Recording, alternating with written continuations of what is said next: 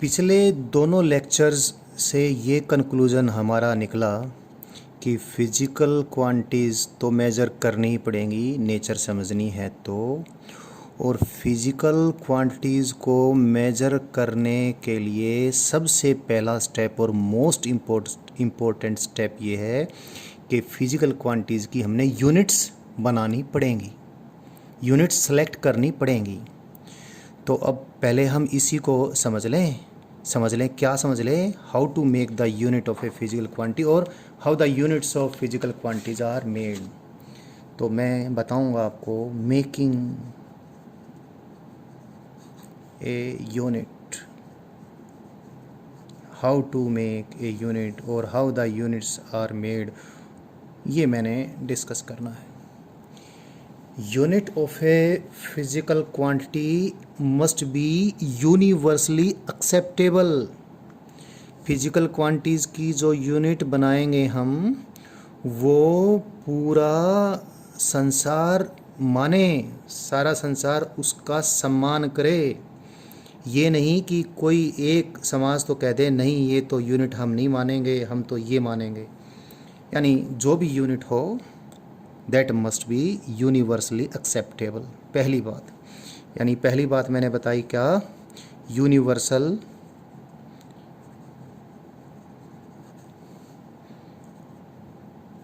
Acceptable, universally acceptable वो होनी चाहिए।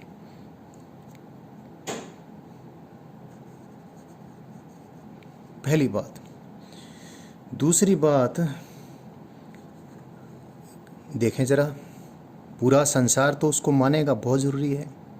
अब भाई पूरा संसार तो माने, लेकिन ऐसा ना हो कि उस यूनिट का साइज़ जिसको हमने यूनिवर्सल एक्सेप्टेंस भी दिलवा दी और उसी के साथ कंपेयर करके फिजिकल क्वांटिटी की डिफरेंट अमाउंट्स हमने मेज़र करनी, तो ऐसा ना हो आज तो उसकी यूनिट का साइज़ कुछ है और एक साल बाद उसकी यूनिट का साइज़ कुछ डिक्रीज़ हो गया, फिर उसका साइज़ कुछ इंक्रीज़ हो जाएगा, तो सारा घोलमोल हो जाएगा। फिर तो फिजिकल क्वांटिटीज़ का मेजरमेंट, कोई फिजिकल क्वांटिटी की डिफरेंट अमाउंट्स हैं, तो किसी फिजिकल क्वांटिटी के एक निश्चित अमाउंट को आज के दिन तो हमने लिखा है 10 यूनिट, और मान लिया अगले साल उसकी यूनिट का साइज़ डिक्रीज़ हो जाए तो हम लिखेंगे 12 यूनिट, तो बहुत गड़बड़ हो जाएगी।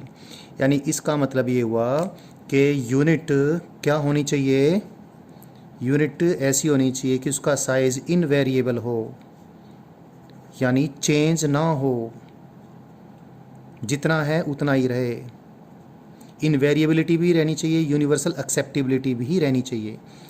तीसरी बात, इजीली असेसिबल, यानी जो यूनिट है वो ऐसी होनी चाहिए उसको आसानी से हम एक्सेस कर सकें, आसानी से वो हमारी पहुंच में हो। ये ना हो कि हमारी पहुंच के ही बाहर हो। हमने यूज करना है यूनिट को, यूनिट के साइज़ के साथ कंपेयर करके डिफरेंट अमाउंट्स डिटरमाइन करनी है, और यूनिट्स हमारी एक्सेसिबिलिटी में हो ना, हमारी पहुंच में ना हो, हम उसको ना अपने पास लेकर आ सकें जब हमने कोई अमाउंट कंपेयर करनी है, तो ये बात भी नहीं होनी चाहिए। यानी इजीली एक्सेसिबल भी होनी चाहिए। एक बात इन सारी बातों में जो है वो बहुत ज़रूरी है कि यूनिट मस्ट बी, जो भी यूनिट है, जिस साइज़ को हमने एक नाम दिया है, it must be well defined, उसकी बहुत बढ़िया डेफिनेशन होनी चाहिए। वेल डिफाइंड होगी, यूनिवर्सली एक्सेप्टेबल होगी, इनवेरिएबल होगी, इजीली एक्सेसिबल होगी, तभी जाकर फिजिकल क्वांटिटी की स्टैंडर्ड अमाउंट को हम उसकी स्टैंडर्ड यूनिट कंसीडर करेंगे। तो ये शुरू की बात तो ये थी। अब यहाँ पर एक थोड़ी सी बात हम डिस्कस करना चाहेंगे कि पहले जब तक ये समाज, ये संसार इतना ज़्यादा साइंस, इसकी इतनी ज़्यादा साइंटिफिक डेवलपमेंट नहीं हुई थी और सभी डिफरेंट कंट्रीज़ आपस में इतना ट्रेड भी नहीं कर रहे थे, तो ऐसा होता था कि अलग अलग समाज में, अलग अलग देशों में फिजिकल क्वांटिटीज़ की अलग अलग यूनिट्स यूज़ होती थी, और वो देश अगर वो समाज ज़्यादा प्रभावी थे तो अपनी अपनी यूनिट्स को यूनिट्स के डिफरेंट डिफरेंट अमाउंट्स को, यानी physical quantity same physical quantity है, उसकी डिफरेंट डिफरेंट यूनिट्स हैं, और अलग अलग प्रभावी समाज अपनी अपनी डिफरेंट अमाउंट्स को, यानी अपनी अपनी डिफरेंट यूनिट्स को पूरे संसार में मनवा लेते थे। जैसे मैं बात करूं लेंथ की ही, लेंथ की एक यूनिट फुट थी किसी समाज में। किसी समाज में जैसे फ्रेंच लोगों ने, फ्रेंच का कोई राजा होता था, उसने अपने पाँव के साइज़ के हिसाब से, या कोई ब्रिटिश राजा होता था, I do not remember that exactly, तो ये फ्रेंच या ब्रिटिश किसी राजा ने अपने पैर के साइज़ को और उसके पैर के साइज़ के बराबर फिर कोई कोई रोड काट के रख दी और उसको 1 फुट बोल दिया। ऐसे ही लेंथ की एक यूनिट मीटर भी होती थी। ब्रिटेन में यार्ड होती थी, यार्ड भी लेंथ की एक यूनिट होती थी। तो डिफरेंट डिफरेंट यूनिट्स थी और वो पूरा संसार यूज़ करता था, आज भी यूज़ कर रहा है। बल्कि फुट हम यूज़ करते हैं, फुट के डिफरेंट पार्ट्स, इंच वगैरह को हम यूज़ कर रहे हैं, यार्ड को भी यूज़ करते हैं। तो डिफरेंट डिफरेंट यूनिट्स होती रहती थी और बड़ी परेशानी होती रहती थी, आज भी परेशानी होती है।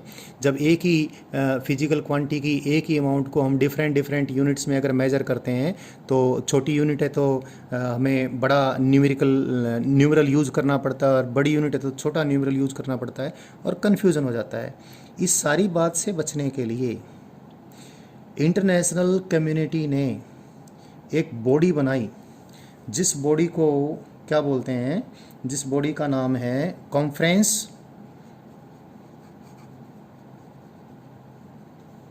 On weights, conference, general conference, बल्कि general conference on weights and measures. ये उसको अंग्रेजी में ऐसा लिखते हैं, फ्रेंच में अगर लिखें तो उसकी शॉर्ट फॉर्म CGPM बनती है। इसके हेड क्वार्टर्स फ्रांस में ही हैं। तो general conference on weights and measure, जिसको शॉर्ट में CGPM बोलते हैं, फ्रेंच भाषा में इसको जब लिखेंगे तो ये उसका एब्रीवेशन CGPM बन के आएगा। तो जो CGPM है, ये हमने एक ऐसी इंटरनेशनल बॉडी बना दी, ऐसी इंटरनेशनल अथॉरिटी बना दी, जो अब सारे संसार के लिए फिज़िकल क्वांटिटीज़ की यूनिट बनाएगी, यूनिट अडॉप्ट करेगी, यूनिट्स को वेल डिफाइन करेगी, और इन सारी बातों को सोच समझ के यूनिट को बनाएगी। और वो जो यूनिट्स बनाएगी, उन यूनिट्स को हम इंटरनेशनल यूनिट्स कहेंगे। तो यूनिट्स का अब एक सिस्टम बन गया है, जिसको इंटरनेशनल सिस्टम ऑफ यूनिट्स कहते हैं। इंटरनेशनल सिस्टम ऑफ यूनिट्स को हम सिस्टम इंटरनेशनल यूनिट्स फ्रेंच में बोलते हैं, और इसलिए SI यूनिट्स लिख देते हैं। और यानी अंग्रेजी में बोलूँ तो मैं इंटरनेशनल सिस्टम ऑफ यूनिट्स। तो जो SI यूनिट्स हैं, दीज SI यूनिट्स यानी international units now are decided by this general conference on weights and measures. और इसने जो यूनिट्स बनाई हैं, अब सारा पूरे विश्व का जो इंटरनेशनल कहूँ या पूरे विश्व का कहूँ, जो इंटरनेशनल साइंटिफिक कम्युनिटी है और इंटरनेशनल इंडस्ट्रियल कम्युनिटी है, अब सभी वो SI यूनिट्स को ही पूरी वेटेज देते हैं, उसके अकॉर्डिंग ही साइंस की समझ और इंडस्ट्रियल समझ को कैरी आउट करते हैं। तो जो SI यूनिट्स हैं डिफरेंट डिफरेंट फिजिकल क्वांटिटीज़ की, हम वही अब एक्सेप्ट करेंगे और उसी के हिसाब से हम साइंस को, टेक्नोलॉजी को आगे बढ़ाएंगे, समझेंगे। उसके अकॉर्डिंग ही हम ट्रेड भी करते हैं, इंडस्ट्रियल यूजेस भी हम यूनिट्स के अकॉर्डिंग ही हम देखते हैं। तो SI यूनिट्स का मैं एक एग्जांपल दे देता हूँ।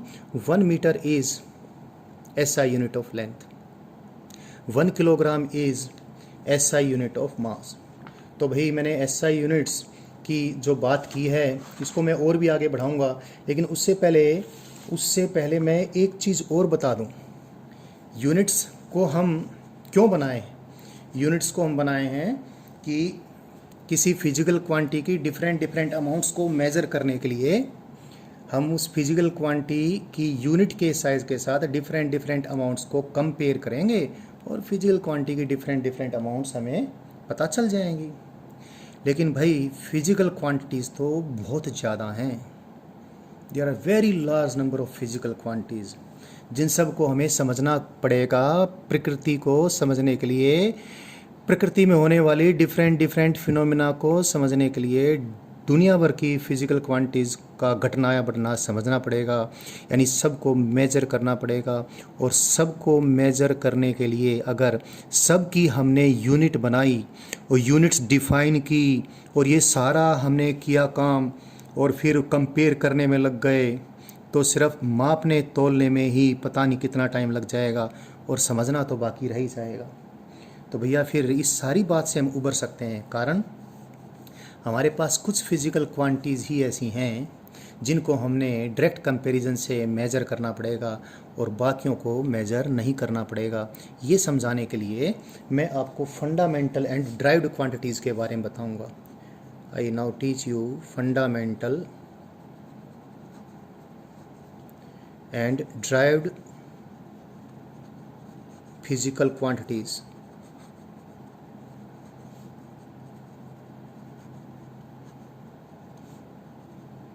I teach you now this thing, fundamental physical quantities and derived physical quantities.